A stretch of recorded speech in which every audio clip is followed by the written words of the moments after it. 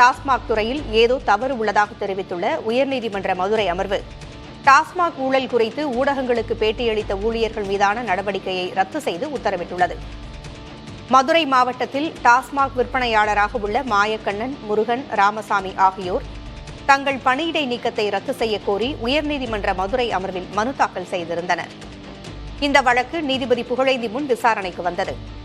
மதுரை மாவட்ட டாஸ்மாக் மேலாளராக இருந்த ராஜேஸ்வரியும் திருமங்கலம் டாஸ்மாக் மேற்பார்வையாளர் செல்வமும் இணைந்து ஒவ்வொரு டாஸ்மாகிலும் நாள்தோறும் 5,000 ரூபாய் வசூல் செய்ததாக மனுதாரர்கள் தெரிவித்தனர். இதுகுறித்து லஞ்ச ஒழிப்புத்துறை விசாரணை நடத்த வேண்டும் என்று மனுதாரர்கள் புகார் அளித்தனர். புகாரில் நடவடிக்கை இல்லாததால் ஊடகங்களுக்கு பேட்டி அளித்தனர் என்று மனுதாரர்கள் தரப்பில் தெரிவிக்கப்பட்டது. மனுதாரர்கள் ஊடகங்களுக்கு பேட்டியளித்தது டாஸ்மாக் விதிகளுக்கு எதிரானது என்றாலும் மேலாளர் ராஜேஸ்வரி உடனடியாக அவர் பணிபுரிந்த துறைக்கு மீண்டும் அனுப்பப்பட்டிருக்கிறார். இவற்றையெல்லாம் பார்க்கும்போது டாஸ்மாக் நிறுவனத்தில் ஏதோ நடக்கிறது என்று நீதிபதி தெரிவித்தார். கள்ளச்சாராயம் போன்ற சட்ட விரோத மதுவால் ஏற்படும் உயிரிழப்புகளை தடுக்க அரசு மதுபானத்தை விற்பனை செய்கிறது. இந்த துறையில் ஊழல்களை அனுமதிக்கக்கூடாது என்று தெரிவித்த நீதிபதி, ஊழல் குற்றச்சாட்டில் கிடைக்கக்கூடிய ஆவணங்களை பார்க்கும்போது மொத்த டாஸ்மாகிலும் ஏதோ நடக்கிறது என்பது மட்டும் தெரிகிறது என்றும் டாஸ்மாக் துறை தன் தவறுகளை உணர வேண்டும் என்றும் குறிப்பிட்டு மனுதாரர்கள் மீது ஏற்கனவே எடுத்த நடவடிக்கையை ரத்து செய்து உத்தரவிட்டார். தமிழ்நாட்டின் மின் தேவை நாளுக்கு நாள் அதிகரித்துக் கொண்டே போகும் சூழலில் கடந்த 4 ஆண்டுகளில் 39 துணை மின் நிலையங்கள் மட்டுமே அமைக்கப்பட்டுள்ளன.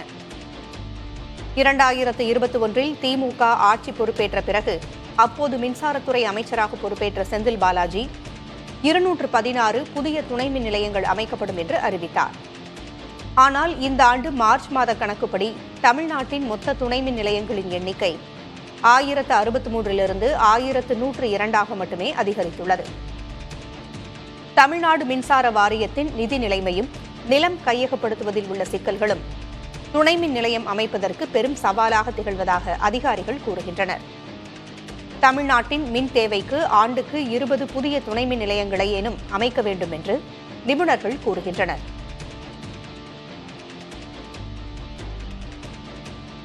தலைநகர் டெல்லியில் சுமார் 125 ஆண்டுகளுக்கு பிறகு மே மாதத்தில் அதிக அளவு மழை கொட்டி தீர்த்துள்ளது. ஞாயிறு விடுமுறை நாளான நேற்று டெல்லியில் அதிகாலை முதலே இடியுடன் கூடிய கனமழை பெய்தது. 6 மணி நேரத்தில் சுமார் 80 மில்லிமீட்டர் அளவிற்கு மழை பெய்திருப்பதாக இந்திய வானிலை ஆய்வு மையம் கூறியுள்ளது. மேலும் மணிக்கு சுமார் 80 கிலோமீட்டர் வேகத்தில் காற்றும் வீசிய நிலையில் பல இடங்களில் மழைநீர் தேங்கியதோடு விமான சேவைகளும் பாதிக்கப்பட்டன. டெல்லியில் மே மாதத்தில் மட்டும் 186.4 மில்லிமீட்டர் மழை பதிவாகியுள்ளது. மே மாதத்தில் 1901ஆம் ஆண்டுக்கு பிறகு தற்போதுதான் அதிக அளவு மழை பெய்திருப்பதாக இந்திய வானிலை ஆய்வு மையம் கூறியுள்ளது.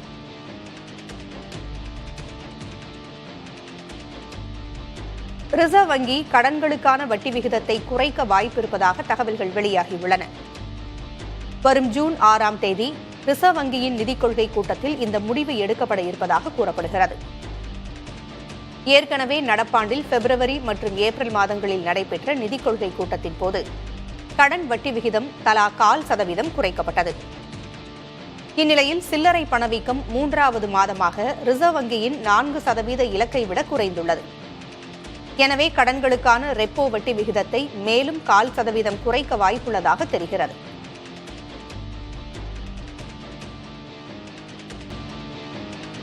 தமிழ்நாட்டில் பல்வேறு மாவட்டங்களில் கட்டப்பட்டுள்ள 11 புதிய அரசு கலை மற்றும் அறிவியல் கல்லூரிகளை முதலமைச்சர் மு.க.ஸ்டாலின் காணொலி காட்சி வாயிலாக திறந்து வைத்தார். உயர்கல்வித்துறை சார்பில் கடலூர் மாவட்டம் பன்ருட்டி, நீலகிரி மாவட்டம் குன்னூர், திண்டுக்கல் மாவட்டம் நத்தம், சென்னை மாவட்டம் ஆலந்தூர், விழுப்புரம் மாவட்டம் விக்கிரவாண்டி, செங்கல்பட்டு மாவட்டம் செய்யூர், சிவகங்கை மாவட்டம் மானாமதுரை, திருவாரூர் மாவட்டம் முத்துப்பேட்டை, தஞ்சாவூர் மாவட்டம் திருவிடைமருதூர், பெரம்பலூர் மாவட்டம் கொளக்காநத்தம், தூத்துக்குடி மாவட்டம் ஒட்டப்பிடாரம் ஆகிய இடங்களில் அமைக்கப்பட்டுள்ள 11 புதிய அரசு கலை மற்றும் அறிவியல் கல்லூரிகளை முதலமைச்சர் திறந்து வைத்தார். கடந்த 5 ஆண்டுகளில் இல்லாத அளவுக்கு மத்திய அரசு மிகவும் குறைந்த நிதியை தமிழ்நாடு பள்ளிக் கல்வித்துறைக்கு ஒதுக்கியிருப்பது பெரும் அதிர்ச்சியை ஏற்படுத்தியுள்ளது. சமக்ர சிக்ஷா திட்டத்தின் கீழ் கடந்த 2024-25 நிதியாண்டில் தமிழகத்துக்கு சுமார் 4150 கோடி ரூபாய் மத்திய அரசு ஒதுக்கியிருந்தது. தற்போதைய 2025-26 நிதியாண்டுக்கு தமிழ்நாடு அரசு மத்திய அரசிடம் 3104 கோடி ரூபாய் நிதி கேட்டிருந்தது. இந்த நிலையில் வெறும் 2734 கோடி ரூபாய் மட்டுமே மத்திய அரசு ஒதுக்கியுள்ளது. கடந்த ஆண்டுடன் ஒப்பிடும்போது சுமார் 34 விழுக்காடு குறைவான நிதியை தமிழ்நாட்டிற்கு மத்திய அரசு ஒதுக்கீடு செய்துள்ளது. நடப்பாண்டில் சில வரம்புகளை மத்திய அரசு நிர்ணயித்ததே நிதி குறைக்கப்பட காரணம் என குற்றச்சாட்டு எழுந்துள்ளது. அதே சமயம் பீகார், டெல்லி உள்ளிட்ட மாநிலங்களுக்கான சமக்ர சிக்ஷா நிதியை மத்திய அரசு உயர்த்தி வழங்கியுள்ளது. தமிழ்நாடு கால்நடை மருத்துவ அறிவியல் பல்கலைக்கழக இளநிலை பட்டப்படிப்புகளுக்கான மாணவர் சேர்க்கைக்கான ஆன்லைன் விண்ணப்ப பதிவு தொடங்கியது. பல்கலைக்கழக இணையதளத்தில் வரும் ஜூன் 20ஆம் தேதி வரை விண்ணப்பிக்கலாம் என்று தெரிவிக்கப்பட்டுள்ளது. தமிழ்நாடு கால்நடை மருத்துவ அறிவியல் பல்கலைக்கழகத்தின் கீழ் சென்னை, நாமக்கல், திருநெல்வேலி, ஒரத்தநாடு, சேலம், தலைவாசல், உடுமலைப்பேட்டை, தேனி, வீரபாண்டி ஆகிய 7 இடங்களில் கால்நடை மருத்துவக் கல்லூரிகள் உள்ளன.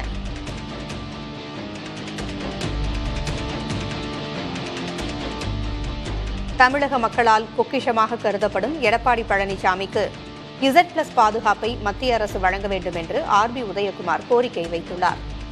இதுகுறித்து வீடியோ வெளியிட்டிருக்கும் அதிமுக முன்னாள் அமைச்சர் RB உதயகுமார், எடப்பாடி பழனிசாமியின் சேலம் வீட்டிற்கு வெடிகுண்டு மிரட்டல் விடுக்கப்பட்டதாகவும், எடப்பாடியாரை பொக்கிஷமாக பாதுகாக்க வேண்டியது அனைவரின் கடமை என்றும் தெரிவித்துள்ளார். ஏற்கனவே Y+ பிரிவு பாதுகாப்பு வழங்கப்பட்டிருக்கிற நிலையிலே Z+ பாதுகாப்பு வழங்க மத்திய அரசு பரிசீலனை செய்ய வேண்டும். எடப்பாடியார் அவர்களுடைய கவனத்திலே சொல்லாமல் இதை ஒரு தொண்டனுடைய விருப்பமாக, 2 கோடி தொண்டர்களுடைய விருப்பமாக, தமிழர்களுடைய விருப்பமாக இதை அரசின் கவனத்திற்கு கொண்டு வர நான் கடமைப்பட்டிருக்கிறேன். மத்திய பிரதேச மாநிலத்தில் பழங்குடி இனத்தைச் சேர்ந்த 45 வயது பெண்மணி கூட்டு பாலியல் வன்கொடுமை செய்து கொல்லப்பட்டிருக்கும் சம்பவம் அதிர்ச்சியை ஏற்படுத்தியுள்ளது. மத்திய பிரதேசத்தின் கண்ட்வா மாவட்டத்தில் கொர்க்கு என்ற பழங்குடி இனத்தைச் சேர்ந்த பெண்ணை அதே இனத்தைச் சேர்ந்த 2 ஆண்கள் பாலியல் வன்கொடுமை செய்து கொடூரமாக தாக்கி கொலை செய்துள்ளனர். அவர்கள் இருவரையும் காவல்துறை கைது செய்துள்ளது. கொல்லப்பட்ட பெண்ணுக்கு 20 மற்றும் 22 வயதில் 2 மகன்கள் உள்ளனர். கொலையாளிகளை அடையாளம் காணப்பட்டிருக்கும் இருவரும் கொல்லப்பட்ட பெண்ணுக்கு முன்பே தெரிந்தவர்கள். ஒரு திருமண நிகழ்விற்கு சென்றுவிட்டு திரும்பும் வழியில் இந்த கொடிய குற்றத்தை நிகழ்த்தியுள்ளனர். விரைவான பயணம் என்பதால் விமான பயணங்கள் பிரபலமாகி வருகின்றன. ஆனால் கட்டணம் அதிகம் என்பதால் சாமானியர்களுக்கு விமான பயணம் எட்டாக்கனியாக இருந்து வருகிறது. இந்த பிரச்சினைக்கு தீர்வு காணும் வகையில் நின்று கொண்டே பயணம் செய்யும் வகையில் வித்தியாசமான இருக்கை அமைப்பை ஏவியான்டரீஸ் என்ற நிறுவனம் உருவாக்கியுள்ளது. இதன் மூலம் 20% இடம் மீதமாகும் என்றும், அதனால் குறைந்த கட்டணத்தில் கூடுதல் பயணிகள் பயணம் செய்ய முடியும் என்றும் அந்நிறுவனம் தெரிவித்துள்ளது. வருங்காலங்களில் குறைந்த கட்டண விமான நிறுவனங்கள் இந்த இருக்கையை பயன்படுத்த திட்டமிட்டிருப்பதாக கூறப்பட்டுள்ளது. அதே நேரம் நின்று கொண்டே விமான பயணம் என்ற செய்திக்கு சமூக தளங்களில் விமர்சனங்களும் வெளியாகியுள்ளன. மேலும் விமானம் சில நேரங்களில் நடுவானில் குலுங்கும் என்றும், அப்போது இதுபோன்று நின்று கொண்டு பயணம் செய்வது ஆபத்தானது என்றும் பலரும் கவலை தெரிவித்துள்ளனர்.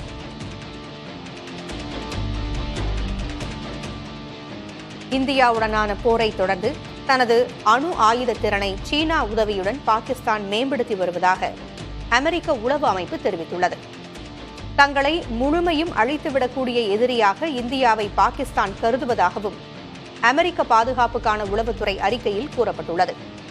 பேரழிவை ஏற்படுத்தக்கூடிய ஆயுதங்களையும் தொழில்நுட்பங்களையும் சீனாவிடமிருந்து பாகிஸ்தான் வாங்கி வருவதாகவும், ஹாங்காங், சிங்கப்பூர், துருக்கி, ஐக்கிய அரபு அமீரகம் ஆகிய நாடுகள் வழியே இந்த பொருட்கள் வருவதாகவும் அறிக்கையில் தெரிவிக்கப்பட்டுள்ளது.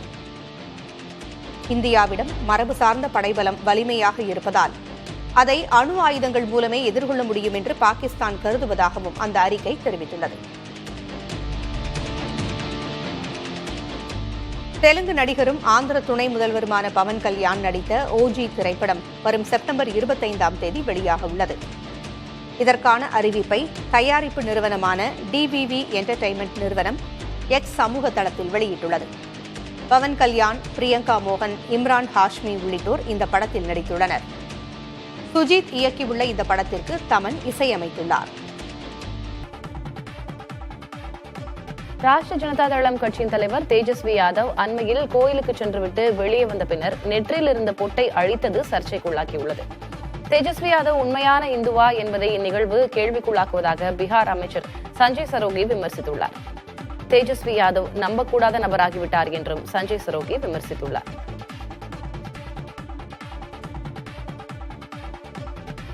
பிரசாந்த் கிஷோர் ஜன்சுராஜ் கட்சியின் முதல்வர் வேட்பாளராக இருப்பார் என அக்கட்சியின் உதய் சிங் தெரிவித்துள்ளார்.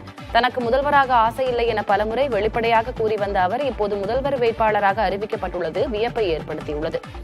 முதல்வர் பதவியில் நாட்டமில்லை என்ற தன் கருத்தை அவர் மாற்றிக்கொண்டாரா என்றும் கேள்வி எழுந்துள்ளது. பிரபல தேர்தல் வியூக நிபுணரான பிரசாந்த் கிஷோர் பீகாரில் ஜன்சுராஜ் என்ற கட்சியை நடத்தி வருகிறார். இந்த ஆண்டு இறுதியில் அங்கு நடைபெறும் சட்டப்பேரவை தேர்தலில் பிரசாந்த் கிஷோரின் கட்சி தனித்து போட்டியிட உள்ளது. மேட்டூரில் விடுமுறை நாளில் 25,000க்கும் மேற்பட்ட மக்கள் குவிந்ததால் மேட்டூர் மைசூர் சாலையில் இருபுறங்களிலும் வாகனங்கள் அணிவகுத்து நின்றன. மேட்டூரில் அணைக்கட்டு முனியப்பசாமியை வழிபட்டு ஆடு கோழிகளை பலியிட்டு நேர்த்திக்கடன் செலுத்துவது வழக்கம். இதற்காக வார இறுதி நாளான நேற்று 25,000க்கும் அதிகமான பொதுமக்கள் மேட்டூரில் குவிந்தனர்.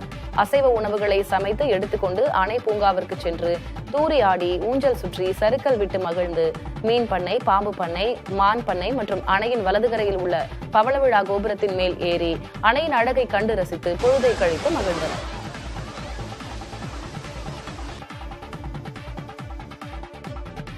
எதிர்கால தொழில்கள் வரிசையில் உள்ள மின்சார வாகனங்களுக்கு தேவையான பேட்டரிகள் தயாரிப்பதில் பெரும் பங்கு வகிக்கும் லித்தியம் முதன்முறையாக ஜம்மு காஷ்மீரில் கண்டுபிடிக்கப்பட்டுள்ளதாக மத்திய அரசு கூறியுள்ளது.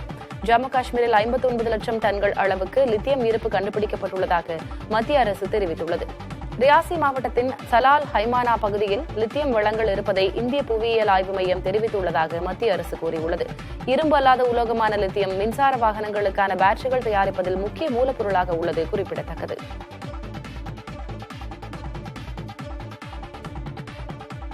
சென்னை விமான நிலையத்தின் சர்வதேச பயணிகளின் வசதிக்காக இலவச வைஃபை திட்டம் விரைவில் தொடங்கப்பட உள்ளதாக தகவல் வெளியாகியுள்ளது. இதுகுறித்து பேசிய இந்திய விமான நிலைய ஆணைய அதிகாரிகள் இலவச வைஃபை வழங்குவதற்காக கட்டமைப்பு உருவாக்கப்பட்டு வருவதாகவும் இதற்காக ஆர் குளோபல் அண்ட் பிஎஸ்என்எல் நிறுவனங்களிடம் ஒப்பந்தம் போடப்பட்டுள்ளதாகவும் தெரிவித்தார்.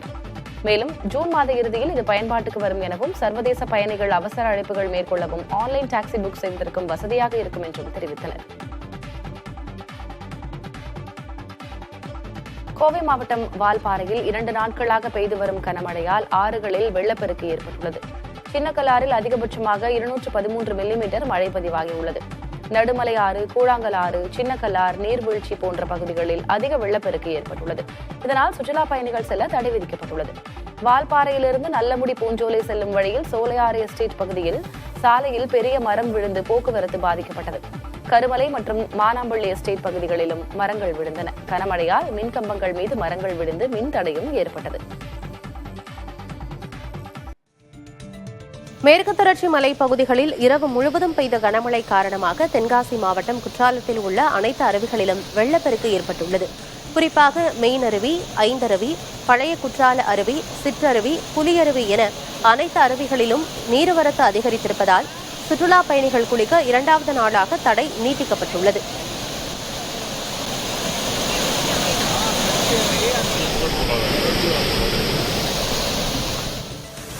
கோவை மாவட்டம் பொள்ளாச்சி அருகே மேற்கு தொடர்ச்சி மலையில் பெய்து வரும் தொடர் கனமழையால் ஆழியார் கவியருவியில் வெள்ளப்பெருக்கு ஏற்பட்டுள்ளது. செந்நிறமாக ஆர்ப்பரிக்கும் தண்ணீரில் கற்கள் அடித்து வரப்படுகின்றன. கடந்த 5 மாதங்களாக வறட்சி காரணமாக மூடப்பட்டிருந்த இந்த அருவியில் தற்போது வெள்ளம் ஆர்ப்பரித்துக் கொட்டுகிறது. இதனிடையே தொடர் மழையால் 120 அடி கொண்ட ஆழியாறு அணையின் நீர்மட்டம் 77.10 அடியை எட்டியுள்ளது.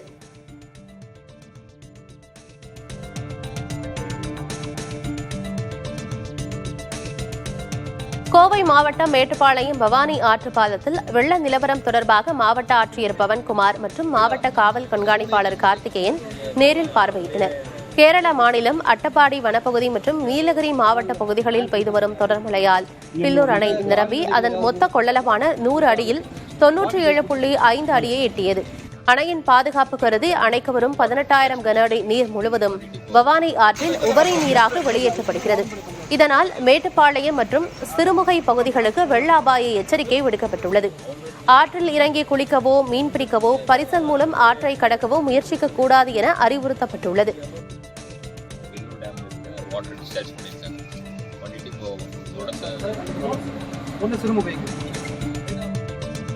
கனமழை எச்சரிக்கை காரணமாக கோவை காரமடை வனக்கோட்டத்தில் உள்ள பரளிக்காடு மற்றும் பூச்சமருத்தூர் சூழல் சுற்றுலா தலங்களில் பொதுமக்கள் குளிக்க வனத்துறை தடை விதித்துள்ளது.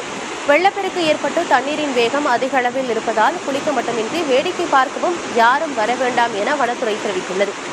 மேலும் செல்ஃபி எடுத்தல், கரையோரங்களில் மீன்பிடித்தல் போன்ற செயல்களிலும் ஈடுபட வேண்டாம் என்றும் அறிவுறுத்தியுள்ளனர்.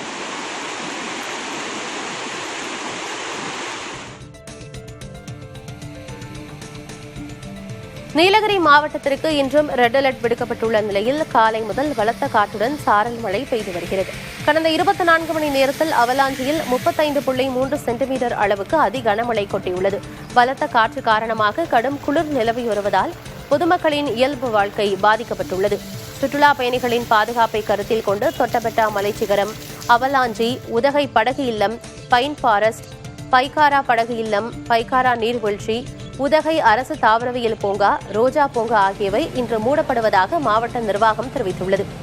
இதன் காரணமாக சுற்றுலா தலங்கள் வெறிச்சோடி காணப்படுகின்றன. கூடலூரில் தொடர்ந்து பெய்யும் கனமழை காரணமாக ஆறுகளில் வெள்ளப்பெருக்கு ஏற்பட்டுள்ளது. வடவயல் பகுதியைச் சேர்ந்த 28 பழங்குடியின மக்கள் முகாமில் தங்க வைக்கப்பட்டுள்ளனர். பல இடங்களில் மின்சார துண்டிப்பு ஏற்பட்டு மக்கள் பாதிக்கப்பட்டிருக்கிறார்கள். முல்லை பெரியாறு அணையின் நீர்பிடிப்பு பகுதிகளில் பெய்து வரும் தொடர் கனமழை காரணமாக அணைக்கு நீர்வரத்து அதிகரித்து நீர்மட்டமும் உயரத் தொடங்கியுள்ளது. மேற்கு தொடர்ச்சி மலைப்பகுதிகளில் தென்மேற்கு பருவமழை தீவிரமடைந்திருப்பதால் அணைக்கு நீர்வரத்து வினாடிக்கு 585 கன அடியிலிருந்து 1648 கன அடியாக அதிகரித்துள்ளது. அணையின் நீர்மட்டம் 115.65 அடியாக உயர்ந்துள்ளது. நெல்லை மாவட்டத்தில் மேற்கு தொடர்ச்சி மலையில் அமைந்துள்ள பாபநாசம் மற்றும் சேர்வலாறு அணைகளின் நீர்மட்டம் ஒரே நாளில் 4 அடி உயர்ந்துள்ளது. 143 அடி உயரம் கொண்ட பாபநாசம் அணையின் நீர்மட்டம் 89.15 அடியாக உயர்ந்துள்ளது. அணைக்கு வினாடிக்கு 2571 கன அடி தண்ணீர் வந்து கொண்டிருக்கிறது. அணையிலிருந்து 300 கன அடி தண்ணீர் வெளியேற்றப்படுகிறது. 156 அடி உயரம் கொண்ட சேர்வலாறு அணையின் நீர்மட்டம் 105.97 அடியாக உயர்ந்துள்ளது. இதேபோல மணிமுத்தாறு அணையின் நீர்மட்டம் 84 அடியாக உயர்ந்துள்ளது. இதனிடையே தொடர் மழையால் விவசாய பணிகள் பாதிக்கப்பட்டுள்ளன.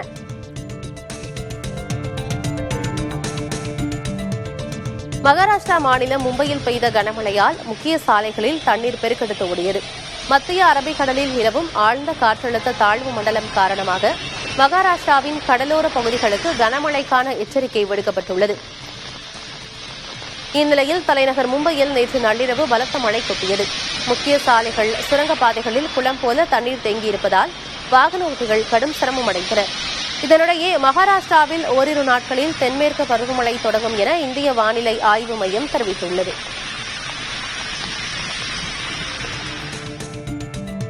பாகிஸ்தானின் பஞ்சாப் உள்ளிட்ட மாகாணங்களில் பெய்த கனமழையால் பொதுமக்களின் இயல்பு வாழ்க்கை முற்றிலும் பாதிக்கப்பட்டுள்ளது. பஞ்சாப், கைபர் பக்துன்குவா ஆகிய மாகாணங்களில் பலத்த சூறாவளி காற்றுடன் கூடிய கனமழை பெய்தது. இதனால் அங்கு வீடுகள், சாலைகள் உள்ளிட்டவை வெள்ளப்பெருக்கால் கடும் சேதத்தை சந்தித்தன. மழை தொடர்பான விபத்துகளில் 20 பேர் உயிரிழந்த நிலையில் 150க்கும் மேற்பட்டோர் காயமடைந்ததாக தகவல்கள் தெரிவிக்கின்றன. பல இடங்களில் மின்சாதன கட்டமைப்புகளும் சேதமடைந்ததால் மின்தடை நிலவுகிறது. கேரளாவில் தென்மேற்கு பருவமழை தீவிரமடைந்துள்ள நிலையில் இடுக்கி உட்பட 11 மாவட்டங்களுக்கு அதிதீவிர கனமழைக்கான ரெட் அலர்ட் எச்சரிக்கை விடுக்கப்பட்டுள்ளது. இதனால் இடுக்கியில் தேக்கடி, வாகமன், மூணாறு உள்ளிட்ட அனைத்து சுற்றுலா தலங்களும் மூடப்பட்டுள்ளன. தேக்கடி ஏரியில் படகு போக்குவரத்தும் நிறுத்தப்பட்டுள்ளது. மேலும் ரெட் அலர்ட் விடுக்கப்பட்டுள்ள மாவட்டங்களில் கல்வி நிறுவனங்களுக்கு விடுமுறை அறிவிக்கப்பட்டு மாவட்ட நிர்வாகங்கள் முன்னெச்சரிக்கை நடவடிக்கைகளை தீவிரப்படுத்தியுள்ளது.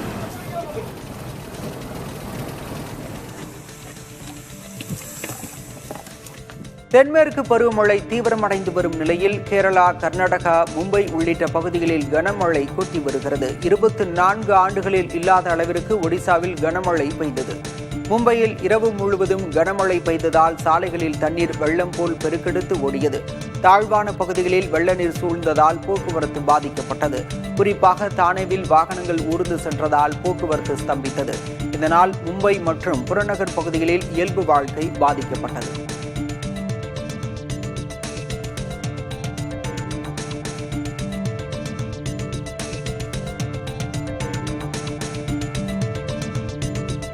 தொடர் மழை காரணமாக திருப்பூர் மாவட்டம் உடுமலைப்பேட்டை அடுத்த திருமூர்த்திமலை பஞ்சலிங்க அருவியில் வெள்ளப்பெருக்கு ஏற்பட்டுள்ளது. இதனால் சுற்றுலா பயணிகள் அருவிக்கு செல்வதற்கான தடை நீட்டிக்கப்பட்டுள்ளது. திருமூர்த்திமலை அமனலிங்கேஸ்வரர் கோயில் அருகே செல்லும் தோணி ஆற்றிலும் வெள்ளப்பெருக்கு ஏற்பட்டு வெள்ள நீர் கோயிலை சூழ்ந்து செல்ல தொடங்கியுள்ளதால் பக்தர்கள் கோயிலுக்குள் அனுமதிக்கப்படவில்லை. பக்தர்களின் பாதுகாப்பு கருதி இரும்பு தடுப்புகள் அமைக்கப்பட்டு ஒலிபெருக்கி மூலம் வெள்ளப்பெருக்கு குறித்து தொடர்ந்து எச்சரிக்கை விடுக்கப்பட்டு வருகிறது. ஆற்றில் இறங்கவோ கோயில் பகுதிக்கு செல்லவோ வேண்டாம் என பக்தர்களுக்கு அறிவுறுத்தப்பட்டு வருகிறது.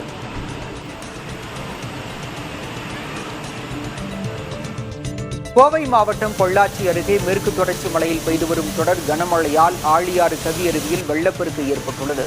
தென்னிறமாக ஆர்ப்பரிக்கும் தண்ணீரில் கற்கள் அடித்து வரப்படுகின்றன. கடந்த 5 மாதங்களாக வறட்சி காரணமாக மூடப்பட்டிருந்த இந்த அருவியில் தற்போது வெள்ளம் ஆர்ப்பரித்து கொட்டுகிறது. இதனிடையே தொடர் மழையால் 120 அடி கொண்ட ஆழியார் அணையின் நீர்மட்டம் 77.10 அடியை எட்டியுள்ளது. கோவை மாவட்டம் வால்பாறையில் 2 நாட்களாக பெய்து வரும் கனமழையால் ஆறுகளில் வெள்ளப்பெருக்கு ஏற்பட்டுள்ளது. சின்னக்கல்லாரில் அதிகபட்சமாக 213 மில்லிமீட்டர் மழை பதிவாகியுள்ளது.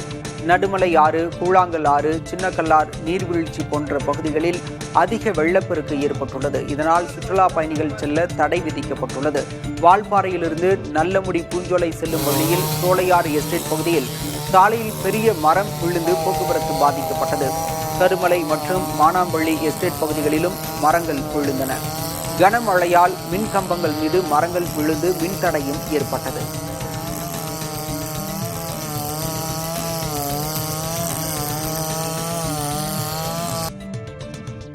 துபாயிலிருந்து 326 பயணிகளுடன் சென்னைக்கு வந்த எமிரேட்ஸ் ஏர்லைன்ஸ் விமானம் மீது லேசர் லைட் அளிக்கப்பட்டதால் சென்னை விமான நிலையத்தில் பரபரப்பு ஏற்பட்டது. நேற்றிரவு சென்னை சர்வதேச விமான நிலையத்தில் தரையிறங்க தாழ்வாக பறந்து கொண்டிருந்த விமானம் மீது பரங்கிமலை பகுதியிலிருந்து பச்சை நிறத்தில் சக்தி வாய்ந்த லேசர் ஒளி பாய்ந்துள்ளது. இதை உணர்ந்த விமானி உடனடியாக விமானத்தை மீண்டும் உயர எழுப்பி பாதுகாப்பை உறுதி செய்தார். விமான நிலைய கட்டுப்பாட்டு அறையிலிருந்து உடனடியாக விமான பாதுகாப்பு பிரிவான bureau of civil aviation security மற்றும் சென்னை விமான நிலைய காவல்துறையினருக்கு தகவல் தெரிவிக்கப்பட்டது. அதன் பிறகு அதிகாரிகளின் அறிவுறுத்தலின்படி விமானம் பத்திரமாக தரையிறங்கியது. விமானத்தின் மீது லேசர் லைட் அடித்தது யார் என காவல்துறையினர் விசாரணையை நடத்தி வருகின்றனர்.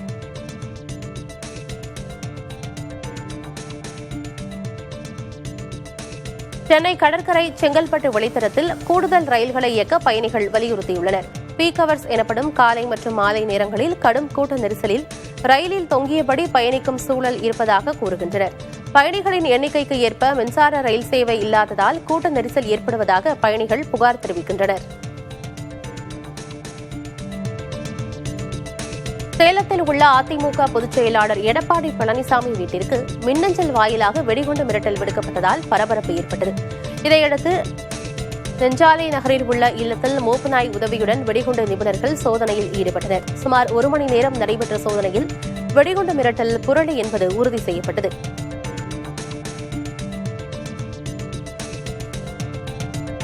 பின்தங்கியவர்களை முன்னேற்றவே சாதிவாரி கணக்கெடுப்பு நடத்த முடிவு செய்யப்பட்டதாக பிரதமர் நரேந்திர மோடி தெரிவித்துள்ளார். பாஜக தலைமையிலான தேசிய ஜனநாயக கூட்டணியின் முதல்வர், துணை முதல்வர்கள் கூட்டம் டெல்லியில் நேற்று நடைபெற்றது. இதில் பங்கேற்று பேசிய பிரதமர் மோடி, ஆபரேஷன் சிந்தூர் என்பது உள்நாட்டு பாதுகாப்பு தொழில்நுட்பத்திற்கு கிடைத்த வெற்றி என்று கூறினார். பாஜக மற்றும் அதன் கூட்டணி கட்சிகள் ஆளும் மாநிலங்களில் சிறப்பான நிர்வாகத்தை முதல்வர்கள் வழங்க வேண்டும் என கேட்டுக்கொண்ட பிரதமர், பிறரை புண்படுத்தும் வகையில் கட்சித் தலைவர்கள் பேசக்கூடாது என அறிவுறுத்தினார். மணிப்பூரில் ஆளுநர் மாளிகையை முற்றுகையிட சென்றவர்களுக்கும் காவல்துறையினருக்கும் இடையே தள்ளுமுள்ளு ஏற்பட்டது. மாநில பேருந்துகளிலிருந்து மணிப்பூர் என்ற வார்த்தையை நீக்கிய விவகாரத்தில் ஆளுநர் மன்னிப்பு கேட்க கோரி மெய்த்தி இன மக்கள் இம்பாலில் உள்ள ஆளுநர் மாளிகையை முற்றுகையிட பேரணியாக சென்றுள்ளனர். அவர்களை காவல்துறையினர் தடுத்து நிறுத்தியதால் இரு தரப்புக்கும் இடையே தள்ளுமுள்ளு ஏற்பட்டது. காவல்துறையினர் கண்ணீர் புகை குண்டுகளை வீசி கூட்டத்தை கலைக்க முயன்றதில் 8 பேர் காயமடைந்தனர். நீலகிரி மாவட்டத்தில் உள்ள அவலாஞ்சி, எமரால்ட், அப்பர் பவானி உள்ளிட்ட நீர்பிடிப்பு பகுதிகளில் பெய்து வரும் தொடர் கனமழையால் நீரோடைகளில் வெள்ளப்பெருக்கு ஏற்பட்டுள்ளது. இதனால் நஞ்சநாடு, கப்பத்துறை, பாலாடா உள்ளிட்ட பகுதிகளில் உள்ள விவசாய நிலங்களில் வெள்ளம் சூழ்ந்திருக்கிறது. கேரட், பீட்ரூட், உருளைக்கிழங்கு போன்ற மலை காய்கறிகள் நீரில் மூழ்கி சேதமடைந்துள்ளன.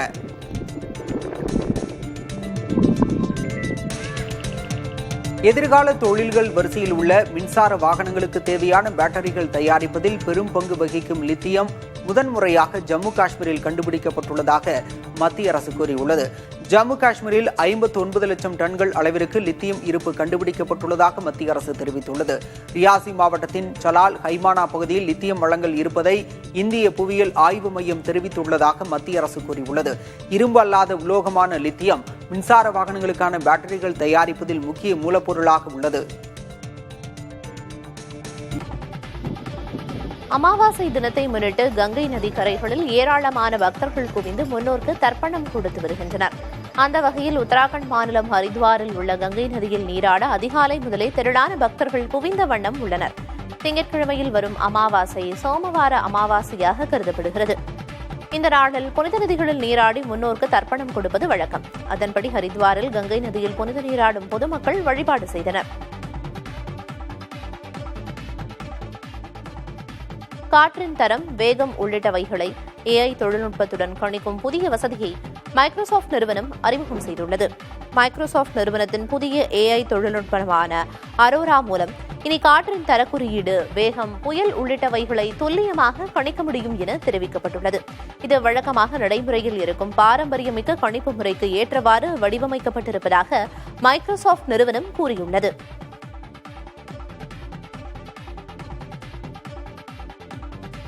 வடகொரியாவில் அதிபர் பங்கேற்ற நிகழ்ச்சியில் கடற்படை கப்பல் விபத்தில் சிக்கிய விவகாரத்தில் 3 அதிகாரிகள் கைது செய்யப்பட்டுள்ளனர். ஜோங்ஜின் நகரில் அண்மையில் நடந்த புதிய போர்க்கப்பல் அறிமுக விழாவில் அதிபர் கிம் ஜோங் உன் முன்னிலையில் கப்பல் விபத்தில் சிக்கியது. இது சர்ச்சையை ஏற்படுத்திய நிலையில் விபத்து தொடர்பாக விசாரணைக்கு அதிபர் உத்தரவிட்டார். மேலும் விபத்து தொடர்பாக 3 கடற்படை அதிகாரிகள் கைது செய்யப்பட்டு விசாரிக்கப்பட்டு வருகின்றனர். சேதமடைந்த கப்பலை ஜூன் மாதத்திற்குள் சரிசெய்து மீண்டும் பயன்பாட்டிற்கு கொண்டுவர அதிபர் கிம் உத்தரவிட்டுள்ளார். ரஷ்யா, உக்ரைன் இடையே 3 நாட்களில் சுமார் 1000க்கும் மேற்பட்ட போர்க்கைதிகள் பரிமாற்றம் அரங்கேறியது. துருக்கியில் நடந்த பேச்சுவார்த்தையின்படி இந்த பணியை இரு நாடுகளும் செய்து முடித்துள்ளன. 3 ஆண்டுகால தொடரும் போரில் இருதரப்பிலும் இருந்து நடைபெறும் மிகப்பெரிய கைதிகள் பரிமாற்றம் இதுவாகும். ராணுவ வீரர்கள் மட்டுமின்றி பொதுமக்கள் சிலரும் இந்த பரிமாற்றத்தின் போது விடுவிக்கப்பட்டுள்ளனர். கைதிகள் பரிமாற்றம் நிறைவடைந்துள்ளதால் அடுத்த கட்டமாக நிபந்தனைகளுடன் கூடிய நிரந்தர போர் நிறுத்த ஒப்பந்தத்தை ரஷ்யா முன்வைக்க உள்ளதாக கூறப்படுகிறது.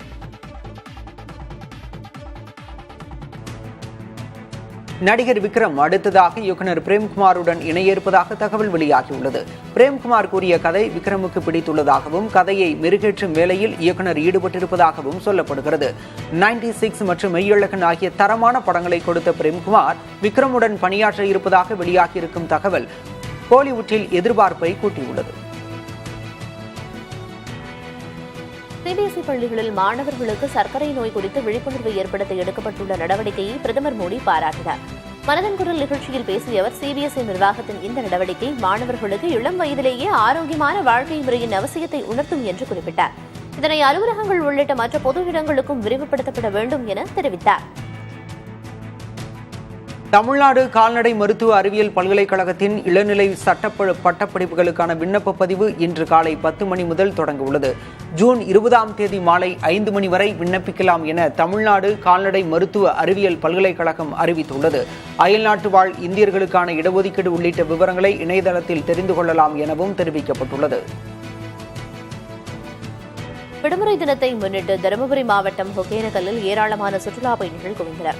அருவியில் குளித்தும் பரிசலில் பயணித்தும் அருவியின் அழகை கண்டரசித்தும் மீன் உணவுகளை உண்டும் மகிழ்ந்தனர். இதனால் மெயினருவி, பரிசல் துறை உள்ளிட்ட இடங்களில் சுற்றுலா பயணிகளின் கூட்டம் அதிக அளவில் காணப்பட்டது. தருமபுரி சுற்றுவட்டார பகுதிகளில் கனமழை பெய்தது. ஆட்சியர் அலுவலகம், இலக்கியம்பட்டி மற்றும் அரூர் பகுதிகளில் பெய்த மழையால் குளிர்ச்சியான சூழல் நிலவியது. செந்தில் நகரில் கழிவுநீர் கால்வாயில் அடைப்பு ஏற்பட்டதால் சாலையில் தண்ணீர் அதிக அளவு தேங்கியது. இதனால் வாகன ஓட்டிகள் அவதியடைந்தனர். கோவை வெள்ளியங்கிரி மலையேறிய 2 பக்தர்கள் உயிரிழந்தனர். திருவண்ணாமலை மாவட்டத்தைச் சேர்ந்த செல்வகுமார் மற்றும் காரைக்காலைச் சேர்ந்த கௌசல்யா ஆகியோர் உடல்நலக்குறைவால் மரணமடைந்தனர். இதனிடையே அதிக கனமழை எச்சரிக்கையால் வெள்ளியங்கிரி மலையில் ஏற வனத்துறை தடை விதித்திருக்கிறது. கர்நாடக மாநில மைசூரில் மூத்த மகள் வீட்டை விட்டு வெளியேறி காதல் திருமணம் செய்து கொண்டதால் வேதனையடைந்த தந்தை, தாய், சகோதரி ஆகிய மூவரும் நீர்த்தேக்கத்தில் குதித்து தற்கொலை செய்து கொண்டனர். 3 பேரும் இடுப்பில் கயிறு கட்டிக்கொண்டு குதித்து உயிரை விட்டுள்ளனர். தீயணைப்புத் துறையினர் உடல்களை மீட்டு கூராய்விற்காக மருத்துவமனைக்கு அனுப்பி வைத்தனர். பாகிஸ்தானின் பஞ்சாப் மாகாணத்தில் வெப்பம் சுட்டரித்து வருகிறது. அங்குள்ள பகவல்பூரில் 118 டிகிரி ஃபாரன்ஹீட் வெப்பம் பதிவாகி இருப்பதாக தெரிவிக்கப்பட்டுள்ளது. கடும் புழக்கத்திற்கு இடையே மின்தடையும் ஏற்படுவதால் மக்கள் தவிப்பிற்கு ஆளாகியுள்ளனர். பகல் நேரங்களில் நீர்நிலைகளில் குளித்து வெப்பத்திலிருந்து தற்காத்துக் கொள்கின்றனர். கரும்புச்சாறு உள்ளிட்ட பானங்களின் விற்பனையும் சூடுபிடித்துள்ளது.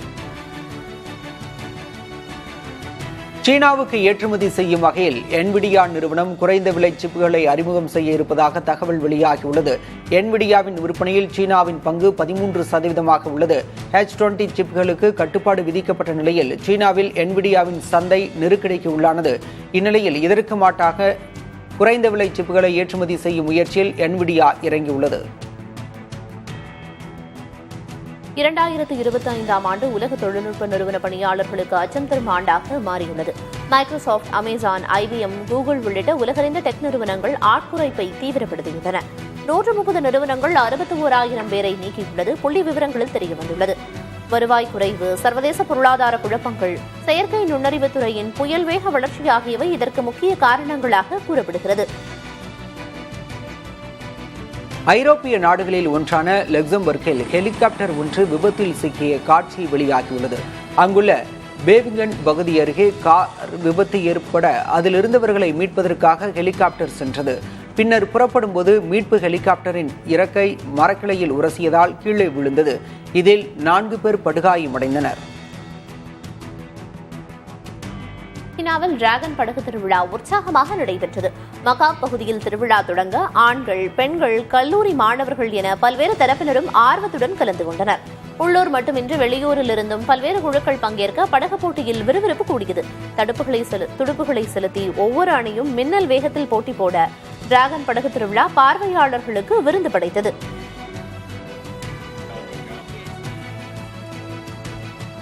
உத்தரப்பிரதேச மாநிலம் அயோத்தியில் உள்ள ராமர் கோயிலில் கிரிக்கெட் வீரர் விராட் கோலி தனது மனைவி அனுஷ்கா சர்மாவுடன் வழிபாடு செய்தார். தொடர்ந்து அங்குள்ள அனுமார் கோயிலுக்கும் கோலி, அனுஷ்கா சர்மா தம்பதி சென்றனர். இது தொடர்பான புகைப்படங்கள் இணையத்தில் வைரலாகியுள்ளன. அண்மையில் சர்வதேச டெஸ்ட் போட்டிகளிலிருந்து ஓய்வு பெறுவதாக கோலி அறிவித்தது குறிப்பிடத்தக்கது. நடிகர் கார்த்தியின் பிறந்த நாளை முன்னிட்டு சர்தார் படத்தின் 2ஆம் பாகத்திற்கான போஸ்டரை படக்குழு வெளியிட்டுள்ளது. PS மித்ரன் இயக்கியிருக்கும் இந்த படம் தமிழ், தெலுங்கு, ஹிந்தி, மலையாளம் மற்றும் கன்னடம் என 5 மொழிகளில் வெளியாகிறது. SJ சூர்யா, ரஜிஷா விஜயன் உள்ளிட்டோர் சர்தார் 2ஆம் பாகத்தில் முக்கிய கதாபாத்திரங்களில் நடித்துள்ளனர். தமிழகத்தில் பயிரிடப்பட்டுள்ள KNM 1638 ரக நெல்லை கொள்முதல் செய்ய வாணிப கழகம் மறுத்து வருவதாக விவசாயிகள் குற்றம் சாட்டியுள்ளனர். திருவள்ளூர், காஞ்சிபுரம், திருவண்ணாமலை உள்ளிட்ட பல மாவட்டங்களில் KNM 1638 என்ற நெல் ரகம் விவசாயிகளால் நடப்பாண்டு அதிக அளவில் சாகுபடி செய்யப்பட்டுள்ளது. குறுகிய கால பயிராக 90 நாட்களில் விளையும் இந்த ரகம் வாயிலாக விவசாயிகளுக்கு அதிக மகசூல் கிடைத்துள்ளது.